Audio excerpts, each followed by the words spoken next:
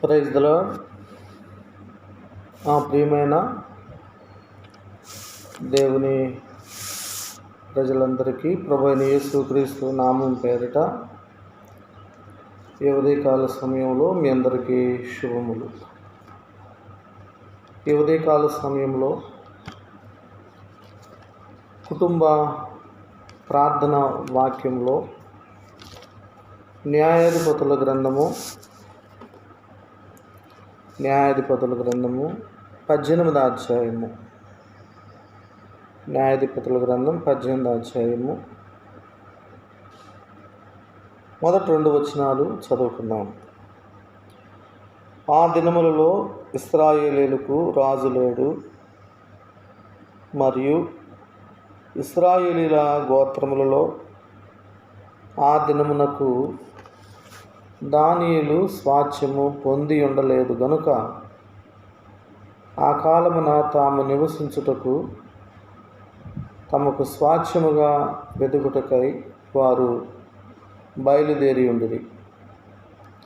ఆ దేశ సంచారము చేసి దాన్ని పరిశోధించుటకై దానియేలు తమ వంశస్థులందరిలో నుండి పరాక్రమవంతులైన 5 మనుషులు జోరియా నుండి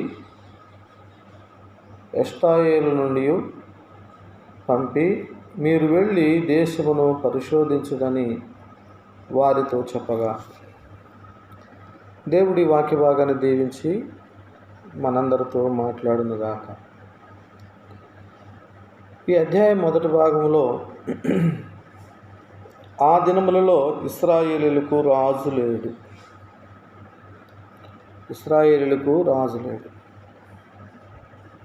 దేవుడు రాజును నియమించలేదు. ఇశ్రాయేలీయులు ఐగుప్తు నుండి బయలుదేరి వచ్చినప్పుడు మోషే నాయకత్వంలో ఎర్ర సముద్ర మార్గమున వారు బయలుదేరి వచ్చారు. సుదీర్ఘమైనటువంటి ప్రయాణం, 40 సంవత్సరాలు చిల్లరగా వారు నడుచుకుంటూ వచ్చారు. దైవజనుడైన మోషే కూడా దేవుని యొద్దకు వెళ్ళిపోయాడు. ఆ తర్వాత యెహోషువ ప్రజలు నడిపించడానికి దేవుడు యెహోషువను ఏర్పరచుకున్నాడు. యెహోషువ దినాల్లోనే అందరికీ స్వాస్థ్యము పంచిపెట్టారు. ఆ రీతిగానే ఈ దానియేలు కూడా స్వాస్థ్యమును సిద్ధపరుస్తూ వచ్చారు. దేవుని వాక్యములో యెహోషువ గ్రంథంలో మనము గమనించినట్లయితే, యెహోషువ గ్రంథంలో యెహోషువ ఇక్కడ ఒక మాట సెలవిస్తూ వచ్చారు. 18వ అధ్యాయంలో కొన్ని మాటలు ఉన్నాయి, చదువుకుందాం. ఇశ్రాయేలీయులు ఆ దేశమును స్వాధీనపరుచుకున్న తరువాత వారందరూ షిలోహునకు కూడి వచ్చి అక్కడ ప్రత్యక్షపు గుడారం వేసిరి. ఇశ్రాయేలీయులలో స్వాస్థ్యములు ఇక పొందని 7 గోత్రములుండెను. కావున యెహోషువ ఇశ్రాయేలీయులతో ఇట్లనెను, మీ పితరుల దేవుడైన యెహోవా మీకిచ్చిన దేశమును స్వాధీనపరుచుకొన వెళ్లకుండా మీరెన్నాళ్ళు తడవు చేసెదరు? ప్రతి గోత్రము నుండి 3 మనుషులు నా యొద్దకు రప్పించిన ఎడల నేను వారిని పంపెదను. వారు లేచి దేశ సంచారం చేయుచు ఆయా స్వాస్థ్యముల చొప్పున దాని వివరము రాసి నా యొద్దకు తీసుకుని వచ్చెదరు. వారు 7 వంతులుగా దాన్ని పంచుకొందురు. యోధా వంశస్థులు దక్షిణ దిక్కున తమ సరిహద్దు లోపల నిలిచి ఉండవలను. యోసేపు పుత్రులు ఉత్తర దిక్కున తమ సరిహద్దుల లోపల నిలిచి ఉండవలను. మీరు 7 వంతులుగా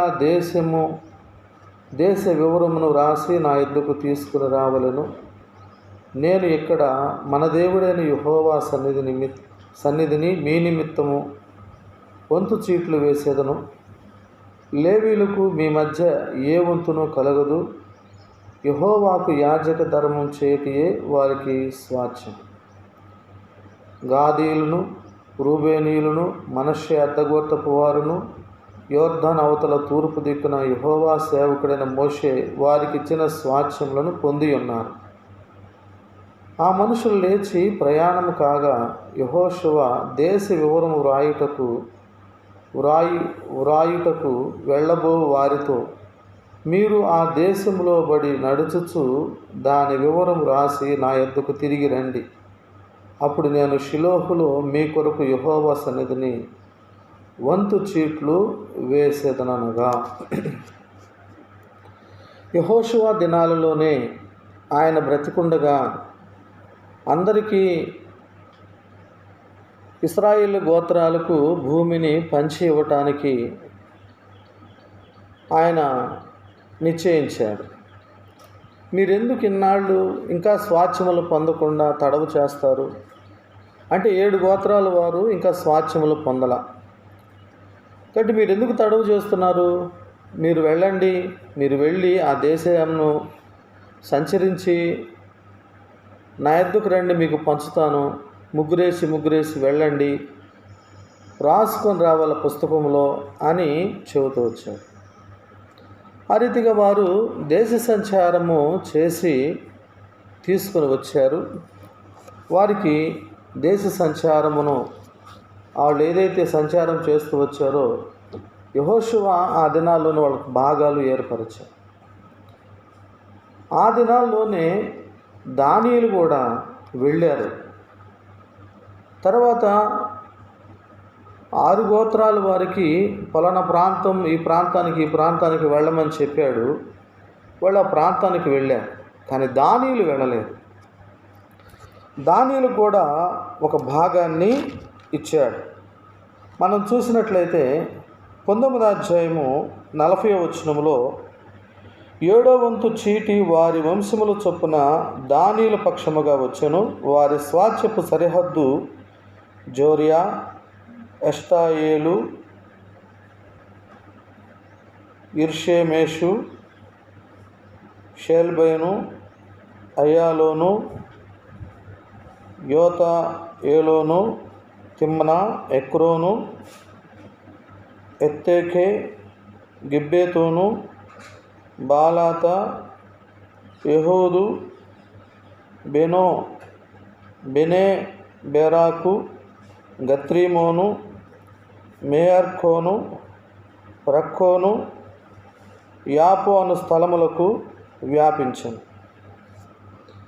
కాబట్టి దానియేలుకు కొన్ని ప్రాంతాలు దేవుడు ఇచ్చాడు. యెహోషువ ఆధ్వర్యంలోనే ఇదిగో మీరు ఫలానా ప్రాంతానికి వెళ్ళాలి, ఇదిగో ఇవి గ్రామాల పేర్లు, పట్టణాల పేర్లు, ఆ ప్రాంతాలకు పోయి మీరు స్వాధీనపరుచుకోండి అని యెహోషువ దినాల్లోనే చెప్పాడు. ఆ తర్వాత యెహోషువ ఇశ్రాయేలు ప్రజలందరినీ సిద్ధపరిచి తాను కూడా దేవుని వద్దకు వెళ్ళాడు. కానీ దానియేలు మాత్రము వెళ్ళలేదు. దానియేలు మాత్రము యెహోషువ చెప్పినట్లుగా ఏ వంతు ప్రకారముగా వారికి వచ్చిందో వారు ఆ భూభాగాన్ని స్వాధీనపరుచుకోవటానికి వెళ్ళలా, పోయి వేగు చూసి వచ్చారు. మిగిలిన ఎవరైతే 7 గోత్రాల్లో స్వాస్థ్యం పొందలేదని యెహోషువ చెప్పాడో 6 గోత్రాల వారు 6 స్వాస్థ్యంలోనికి వెళ్ళారు. తర్వాత దానియేలు మాత్రము దానిని స్వాధీనపరుచుకోవటానికి వెళ్ళలేదు. చాలా నిర్లక్ష్యం చేశారు, చాలా జాగు చేశారు. అందును బట్టి వారు ఎంత నష్టపోయారో ప్రియమైన వాళ్ళరా, అది చూడండి, చాలా సమయం పడుతుంది. ప్రోచితమైతే మళ్ళీ చూసుకుందాం. వాళ్ళు చాలా నష్టపోయారు. చివరికి దేవుని రాజ్యములో ప్రకటన గ్రంథం 7వ అధ్యాయములో దానియేలు గోత్రమే కనపడకుండా పోయింది. చూసారా? దేవుని సేవకుని యొక్క మాట, దేవుని మాటకు అవిధేయత చూపించడం ద్వారా వారు ఎంతో నష్టపోతూ వచ్చారు. పైగా యెహోషువ ఏం చెప్పాడంటే, మీరు ఏ దేశానికైతే వెళుతున్నారో ఆ దేశంలో వాళ్ళ ఆచారాలు కానీ వాళ్ళ పద్ధతులు కానీ మీరు పాటించకూడదు. వారందరూ మరి కనానీయులు కాబట్టి వారు భయంకరమైనటువంటి విగ్రహారాధనలో ఉన్నారు. మీరు మాత్రము వారి యొక్క విగ్రహారాధనలో పాలు పొందకూడదు, వాటిని అనుసరించకూడదు, వాటిని బట్టి మీరు నడుచుకోకూడదని వారి చేత శపథం చేపించాడు, ప్రమాణం చేపించాడు. ప్రమాణం చేస్తే వారు ఏం చేస్తూ వచ్చారు, దానికి మేము మరి ఉత్తరవాదులమే అని కూడా వారు పలుకుతూ వచ్చారనమాట. ఆ సందర్భాన్ని మనం చూస్తే 23, 24 అధ్యాయాల్లో యెహోషువ గ్రంథంలో ప్రజలకు తేటగా చెబుతూ వచ్చారు. తర్వాత 24 అధ్యాయంలో కూడా మరి ఆయన కొన్ని విషయాలు చెప్తూ వచ్చాడు. అవి మనం చదువుకుంటే 18వ వచనం నుండి, యెహోవా ఆ దేశములో నివసించిన అమోరీలు మొదలైన ప్రజలందరూ మన ఎదుట నిలవకుండా వారిని తోలివేసిన నాడు యెహోవానే సేవించదము, ఆయనే మా దేవుడని ప్రత్యుత్తరం ఇచ్చిరి. అందుకు యెహోవా పరిశుద్ధ దేవుడు, రోషము గల దేవుడు, ఆయన మీ అపరాధములను మీ పాపములను పరిహరింపడు, మీరు ఆయనను సేవింపలేరు. మీరు యెహోవాను విసర్జించి అన్ని దేవతలను సేవించిన యెడల ఆయన మీకు మేలు చేయువాడును, మనసు త్రిప్పుకొని మీకు కీడు చేసి మిమ్మల్ని క్షీణింపజేయననగా జనులు అట్లు కాదు, మేము యెహోవానే సేవించదమని యెహోషువతో చెప్పింది. అప్పుడు యెహోషువ, మీరు యెహోవానే సేవించదమని ఆయనను కోరుకున్నందుకు మిమ్మును గూర్చి మీరే సాక్షులై ఉన్నారనగా వారు మేము సాక్షులమే అని అన్నారు. అయితే వాళ్ళు సాక్షులమని చెప్పిన తర్వాత దానియేలు ఏ భూభాగం అయితే మీకు వస్తుందని చెప్పాడో ఆ భూభాగానికి వాళ్ళు వెళ్ళి వాళ్ళు చేయకూడని కార్యాలు చేస్తూ వచ్చారు. అది 18వ అధ్యాయంలో న్యాయాధిపతుల గ్రంథం 18వ అధ్యాయం అంతటిలో రాయబడి ఉంది. సమయం చాలా తక్కువ ఉంది కాబట్టి ఇంతటితో ముగించుకుంటాం. అయితే వాళ్ళు వాడిన మాట ఏంటంటే, ఇక్కడ దేవుని వాక్యంలో ఆ దినాల్లో ఇశ్రాయేలుకు రాజు లేడు, దేవుడు ఉన్నాడు, రాజు కంటే గొప్పవాడు దేవుడు ఉన్నాడు. దేవుని వాక్యంలో ఆయన రాజులకు రాజు, ప్రభులకు ప్రభు అయి ఉన్నాడని చెప్పబడింది. హిజ్కియా చనిపోయిన తర్వాత, ఉజ్జియా, యెషయా గ్రంథం 6వ అధ్యాయంలో ఆ సందర్భం ఉంది కదా. రాజైన ఉజ్జియా చనిపోయిన తర్వాత యెషయాకు దర్శనం కలిగింది. ఆ దర్శనంలో ఏం రాయబడింది, రాజైన ఉజ్జియా మృతి నొందిన సంవత్సరమున అత్యున్నతమైన సింహాసనమందు ప్రభు ఆసీనుడై ఉండగా నేను చూచితిని. భౌతికంగా వారికి రాజు లేకపోవచ్చు, కానీ వారిని నడిపించే రాజు ఉన్నాడు, ఆయన ప్రభు అయిన యేసుక్రీస్తువారు.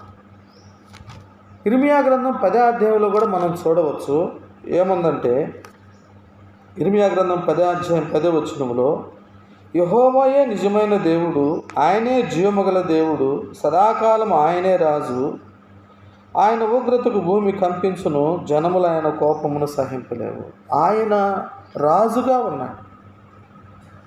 భౌతికంగా కంటికి కనపడకపోయినా ఆయన ఆత్మస్వరూపిగా తన ప్రజలకు తోడుగా ఉంటాడు. ఎన్నో వాగ్దానాలు ఉన్నాయి. నేను నిన్ను విడువును, ఎన్నడూ ఎడబాయను, ఇశ్రాయేలు నేను నిన్ను మరిచిపోజాలను అనేటువంటి వాగ్దానాలు, చాలా వాగ్దానాలు ఉన్నాయి. దానియేలు చూపిన అవిధేయత, చెప్పినప్పుడు పోకుండా ఎప్పుడో వాళ్ళ ఇష్టం వచ్చినప్పుడు పోయి ఎంతో నష్టపోయాడు. అలాగే విశ్వాస జీవితంలో దేవుడు నీకు చెప్పిన సమయానికి నువ్వు చేయకుండా, ఆ పని చేయకుండా, ఆ రీతిగా అవిధేయత చూపితే, దేవుడు నియమించిన స్థలంలో నీవు సేవ చేయకుండా, దేవుడు చెప్పిన పని నువ్వు చేయకుండా ఉంటే చాలా నష్టాలు ఉన్నాయి. దానియేలు చాలా ఘోరమైన నష్టాన్ని అనుభవించారు. కాబట్టి ఉదయకాల సమయంలో ఈ కొద్ది మాటలతో ముగించుకుంటాం. మిగిలిన భాగం ప్రవచితమైతే రేపు ధ్యానం చేసుకుంటాం. దేవుడు మిమ్మల్ని దీవించునుగాక.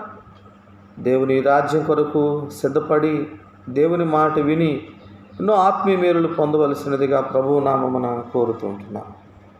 Praise the Lord. ప్రేమగల తండ్రి, ఈ మాటను దీవించి ఆశీర్వదించుము. నీ ప్రజల హృదయాల్లో గొప్ప కార్యం జరిగించి మీ నామాన్ని మహిమ తెచ్చుకోమని నీ మాట విని విధేయత చూపించటమే గొప్ప ఆశీర్వాదం. సహాయపడతారని నమ్ముతూ యేసు నామములో ప్రార్థన చేసి వేడుకుంటున్నాము తండ్రి. ఆమేన్.